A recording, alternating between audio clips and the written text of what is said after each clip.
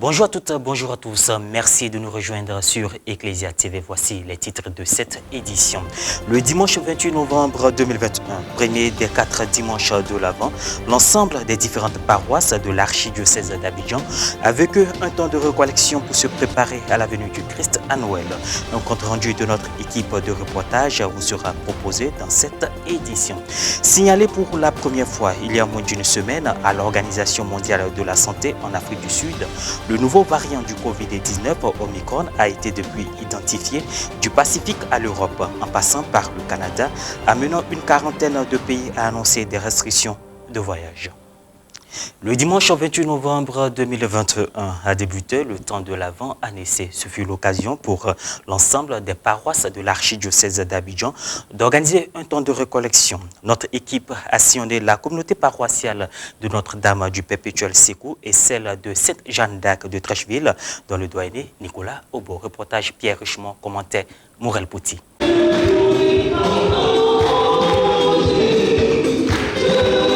L'année liturgique s'est ouverte le dimanche 28 novembre dernier, qui marquait aussi le début du temps de l'Avent. Le temps de l'Avent signifie avènement.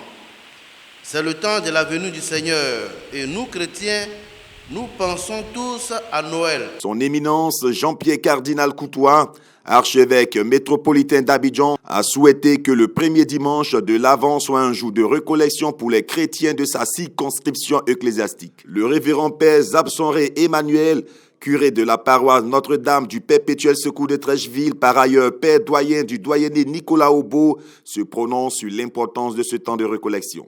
C'est cet espace et ce temps consacré au calme, au silence et à l'introspection dont nous parlions tantôt, pour que justement nous nous révélions à nous-mêmes et que la parole de Dieu se révèle à nous. C'est ce temps de disposition intérieure à l'accueil de la parole de Dieu. Bref, c'est un espace, c'est un temps de méditation, de réflexion réelle, profonde et d'interrogation intérieure pour notre vie intérieure, de façon à viser l'adéquation entre la parole de Dieu et ma vie personnelle, mon engagement personnel, la pratique de ma foi chrétienne catholique. À la paroisse Notre-Dame du Perpétuel Secours de Trècheville, la messe dominicale abritant la recollection du temps de l'Avent a été célébrée par le secrétaire exécutif diocésain de la pastorale sociale, le révérend père Kissia Amon Richard. Le thème de cette recollection était Noël, incarnation du Dieu amour. Un extrait. Frères et sœurs, la liturgie de l'Avent nous met dans la situation d'attente du Christ qui vient. Ouvrons-nous à cette venue pour que le jour du Seigneur ne tombe pas sur nous à l'improviste, mais nous trouve avec un cœur préparé, un cœur qui désire de toute son ardeur une rencontre qu'il pressent comme la source d'un bonheur infini.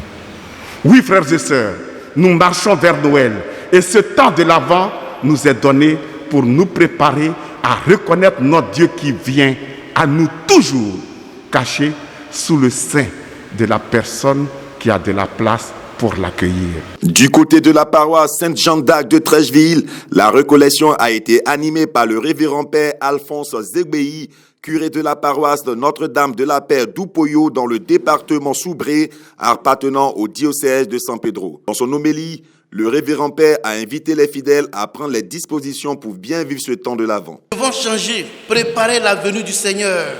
C'est ce que le temps de l'Avent nous demande de faire. Les choses pratiques. Les choses pratiques. Mais c'est dans les petites choses qu'on voit le vrai chrétien qui attend Jésus. Les hommes d'aujourd'hui ne croiront en Jésus que si nous-mêmes là, nous lui donnons une considération. On est là, on dit parfois, non, les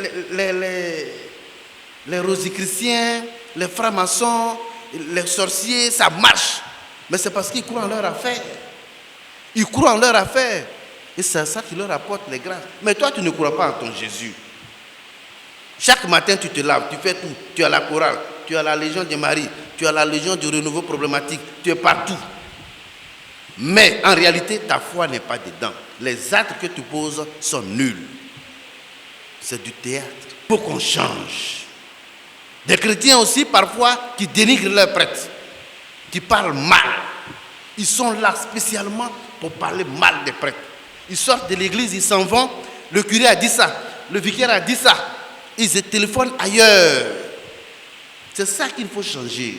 Rappelons que le temps de l'Avent est la période durant laquelle les fidèles se préparent intérieurement à célébrer Noël, événement inouï et décisif pour l'humanité.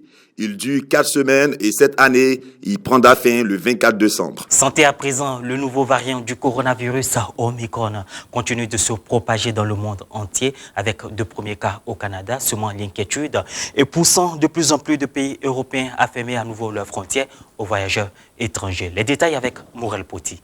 Le nouveau variant du coronavirus Omicron continuait dimanche à se propager dans le monde entier avec de premiers cas au Canada, semant l'inquiétude et poussant de plus en plus les pays européens à fermer à nouveau leurs frontières aux voyageurs étrangers.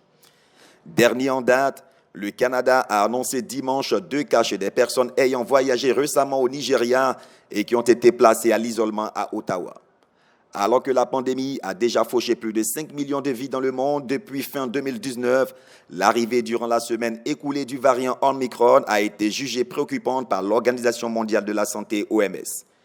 Identifié en Afrique du Sud, il a poussé de nombreux pays à fermer leurs frontières à l'Afrique australe, alors qu'ils venaient parfois à peine de se rouvrir au monde. L'OMS est venue au secours des pays africains, demandant que les frontières restent ouvertes.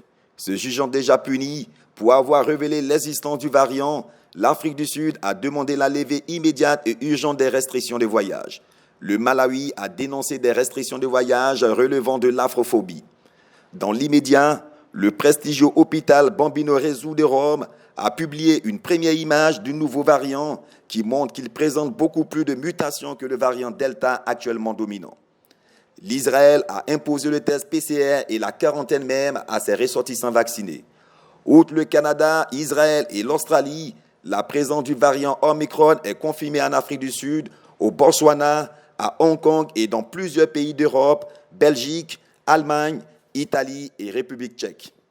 Face à cette propagation, le Royaume-Uni a convoqué pour lundi une réunion d'urgence des ministres de la Santé du G7 dont il exerce la présidence tournante.